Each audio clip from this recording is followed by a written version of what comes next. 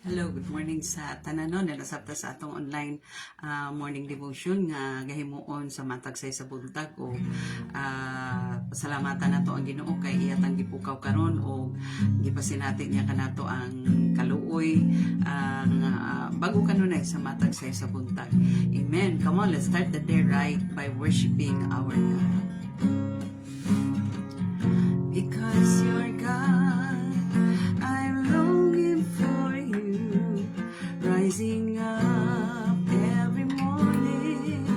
I'm looking on you, Lord, my soul is thirsty for you, seeking at your face, wanted to see your glory. There's no one else besides you, God. Holy, loving, righteous, great I am. I worship you with all my heart, Savior. Jesus, Son of God, worthy are you, Lord. Your loving kindness is better than life, so I will praise you and bless you while I live. I lift my hands and magnify you, then I shall be satisfied by you. There's no one else besides you, God. Holy, loving, righteous, great I am. I worship you with all my heart, Savior. Jesus, Son of God, worthy are you, Lord. There's no one else besides you, God. Holy, loving, righteous, great I am.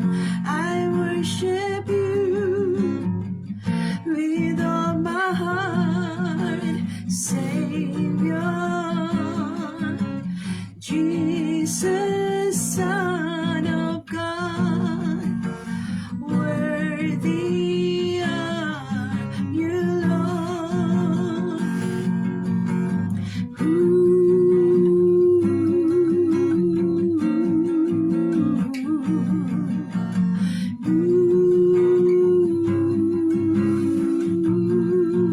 We give you praise. There's no one else besides you, God. Holy, loving, righteous, great I am. I worship you with all my heart, Savior. Jesus, Son of God, worthy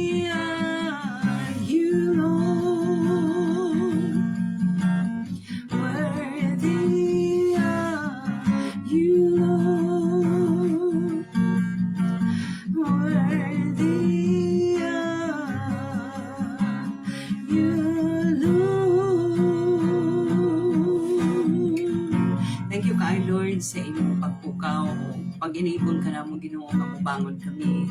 Thank you sa imong pagpasinati ka na mo Lord, sa imong mercy are new every morning, O God. Thank you kaayo Lord sa opportunity nga sama ni Lord nga masinati ang imong gahom Ginoo. Salamat kaayo Lord God. Bisan pa nining laing matahong nga adlaw nga imong gidugang na sa among kinabuhi, O God, nga padayon kami nga magkinabuhing Kristohanon, makahimo kami pagpamuhat sa mga bulhaton nga may kalambigitan sa imong kahimayaan. Makahimo kami sa pag-alagad kanimo Lord. Thank you kaayo kay ikaw tinubdan nining tanan, ikaw ang rason nining tanan. Kaya lamang gid kami Ginoo mo angkor kanimo Lord sa tanang circumstansya nga among maagian Lord. Diha lang gid mo angkor kanimo, O God. Thank you kaayo sa among pag-isgot karon Lord, sa imong mahal nga pulong sa book of Ezekiel, O God, nga ikaw o Diyos provide Ginoo wisdom, knowledge, understanding Lord, sa imong mahal nga pulong, O God. O bisan pa Ginoo nga ikaw mag-cover ka namo Lord sa padayon Ginoo Lord, namong pagpamuhat ni Lord. Cover us with your glory, hide us in your holiness Lord. Ug tuguti Ginoo Lord nga matuboy ka, mapasidunggan ka dinhi nining online nga kahimo namo nga morning devotion, O God. O salamat kaayo Ginoo sa tanan Lord, kining tanan pinaagi lamang gyud kanimo Ginoo, tungod kanimo diha kanimo Lord. It is only for your glory, O God, for your glory alone Lord. Usa dawata ang among mga pagpasalamat ug mga pagpanugyan pinaagi sa gamhanan nga ngalan ni Ginoong Kristo nga among Ginoo manluluwas. Amen. Hallelujah, hallelujah, hallelujah. Praise God, glory to God. Hallelujah, hallelujah. Praise the Lord. Hallelujah. So nata sa Book of Ezekiel, no, padayon ta sa Book of Ezekiel. Hallelujah. Dili sa Book of Ezekiel chapter 20 ta, chapter 20. So 19 dayta 19 kay kagahapon kuan man ta 18. So diri sa 19 at least mubo ra no ang 19 kay taman ra sa 14 verses no. Kung atong basahon ang chapter 19, actually it talks about kaning naghisgot ni mahitungod sa lament, no? It talks about a lament of what happened to the two kings nga mi kaning duha ka hari nga nahimong hari sa Judah nga si Jehoiakim og si Zedekiah, no? Kini sila ang nahitabo mangod sa ila kay they started right but ended up wrong. O kining chapter 19 mura siya story, mura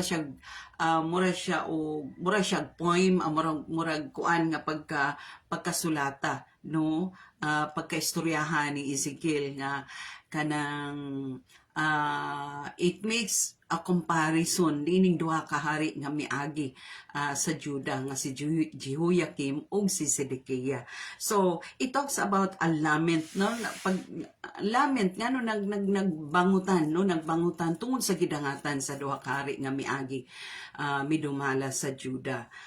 Kay nagsugod lagi sila sa insakto pero natapos sila sa dili insakto tungod kay pagsugod nila pag-rule as king sa Judah. Kung atong mabasa sa mga previous chapters, no, nga nagsugod gyud sila sa insakto tungod kay nagtuman gyud sila sa kabalauran, kasuguan sa Diyos. Nagsunod sila unya ang kinabuhi nila nakahatag sa kahimayaan sa Ginoo kay it was guided by the Lord, no. Nagtuman sila sa leading sa Ginoo, but sa katapusan wala na sila nakahatag og kahimayaan sa Ginoo. In fact, i-allow ni Lord nga mamatay gid sila diha sa dapit sa mga kontra, no, like sa dapit ni sa hari sa Ehipto o dito sa Babylonia. Dito sila na destroy, dito sila namatay, dito sila napildi, dito sila giatake, dito sila napildi sa mao nga mga dapit. Dito sila mianib, murag dito sila tungod sa pagluib nila sa mga pamaagi sa ways ni Lord, dito na hinuon sila na trap, dito sila nangamatay. So it talks about a lament of what happened to the two kings of Judah no, Jehoiakim o si Sedekiah. Muna siyang istorya diha sa chapter 19 nga nagbangutan ingon si Lord, giingnan ni Lord si Ezekiel no nga moreover, take up a lamentation for the princes of Israel. Kaning princes of Israel, kaning duha ka hari. No, princes of Israel. And say, what is your mother? So, dini karon nag-significant sa mother is the nation of Judah. And doon nagisgutan nga first cub niya, second cub. Dinhi, makita nato nga kaning cubs no, ang duha ka cubs kaning murag small lion no, kaning bata anak sa inahan nga lioness no, lioness ang tawag. Kining first cub kuani siya, ang significance ani is si Haring Jehoiakim. No, muna first cubs nga gisgutan dinhi sa panahon nga si Jehoiakim, si King Jehoiakim ang nagrule sa Judah. So, sa samang paagi nga nagsugod sa insakto si Jehoiakim no, nagsugod sa insakto pero natapos sa dili insakto. Ug ang second cubs diri nga gisgutan is si King Zedekiah. Puro sila mga powerful, puro sila mga banggiitan no, silang duha, mga banggiitan kay silang hari kay gisulti man gid dinhi, mga banggiitan. Once gani nga mo exert na sila sa ilang power, magkurog gyud ang tanang tao no, magkurog gyud ang tanang tao nga musaludo gyud mo bow down gyud ang mga tao sa ila. So ang ilang pag-exert, pag declare sa balaod, kadlukan gid sila, ang mga tao mo bow down gyud. So inaana sila nga klase sa hari during the time no, sa panahon ni Ezekiel. And moto, ang first cubs nga gisgutan diri signifies the King Jehoiakim na siya pa ang hari sa Judah. And the second cubs nga gihisgutan diri is si King Zedekiah nga mao gyapon powerful gihapon kay sa nga tanan during the time nga nagsugod sila. But both of them ended up wrong. Nganuman sa panahon nga siguro mao lagi ang kining posisyon usahay nato sa kalibutan, usahay mo ay makapabuta nato unya murag dili na dayon musubay sa kabubuton sa Ginoo. So the lesson to learn nga atong makuha gyud dinhi, if we started right, we have to end up right also. Dili ta mahisama kanila nga nagsugod sila sa insakto unya natapos sila sa insakto kay gialaw ni Lord mga matay sila sa panahon nga nianib na sila sa Ehipto, nga murag nagsalig na sila sa hari sa Ehipto, nagkuha na sila og kanang sa Ehipto na sila nagkuha og mga resources sa kanang labi na sa panggubatan no, kanang mga defense armor nila. Panahon nga gubato na pud sila sa Ehipto sila nagsalig. So murag dili na makatag kahimayaan kang Lord tungod kay nalimot sila nga ang nagtawag nila, ang nagplaster nila to gigamit lang si Nebuchadnezzar no to appoint them as king of Judah, pero nalimot sila nga dunay haris tanang hari nga nagrule. Sila mga instrumento lang sila. Nalimot sila nga they had to follow the Lord's instruction. So ingon ana ba, so munang pagkahitabo nga gisulong na sila, didto sila naunay sila kung asa sila nagdapig, kung asa sila nagsalig, didto naunay sila nga dito sila nangamatay. So they started right but ended up wrong. So ingon ana ang lesson to learn yun nga makuha nato diri mga igsuon nga kanang kung magsugod tag insakto, dapat magtapos kita mahuman nga insakto gyud. Wala bitaw dili makaingon ang mga tawo nga ngano man to siya nana nga pagkakuan nana wala nawagi sa passing nana. Kay kung atong basahon ang mga previous chapters, ingon ana ang nahitabo, inaana gyud ang nahitabo kang Jehoiakim o kang Zedekiah nga nagsugod gyud sila sa insakto nga grabe kay sa nga tanan ang moving ni Lord sa ilang kinabuhi sa nagsugod pa sila sa pag-rule as king sa Judah nga diin ang Diyos ang nagdumala, pero sa katapusan wala. Ni anib sila sa Ehipto, ni dapig sila sa hari, unya ang ilang trustuan na dayon dito sa mga resources sa Ehipto. Diha sila nangasayop. So mo nang gialaw ni Lord sa diha gisulong na ang Judah niadto nga panahon na nangamatay sila. Amen. Naot nga natay nga kudlo no sa mga significance nga kanang gisgutan diri sa chapter 19 nga kana bang kung naalang gyud ta under umbrella gyud ta under pagdumala gyud ta ni Lord, ang lakaw gyud do di nato masabtan usay, pero ang dagan tungod kay si Lord magud ang magdumala, gamiton lang ta nga instrumento, a temporary instrument or temporary vessel aron nga ma-implement ang aron nga tuman no, ma-fulfill ang plano ni Lord sa nasod sa Judah, or ma-fulfill ang plano ni Lord sa atong pamilya, ma-fulfill ang plano ni Lord sa atong pundok, sa atong church ina na lugar.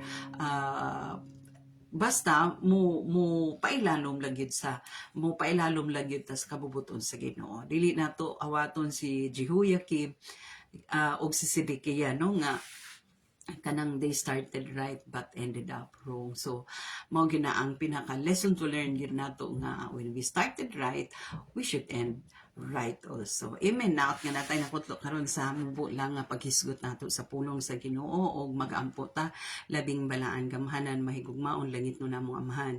Nagapasalamat gid kaay kami kanunay Lord nga ikaw gid ga remind kanamo Lord nga aw maning gisugdan ang among pagpangalagad kanimo Ginoo sa insakto matapos usab kami nga insakto Lord God.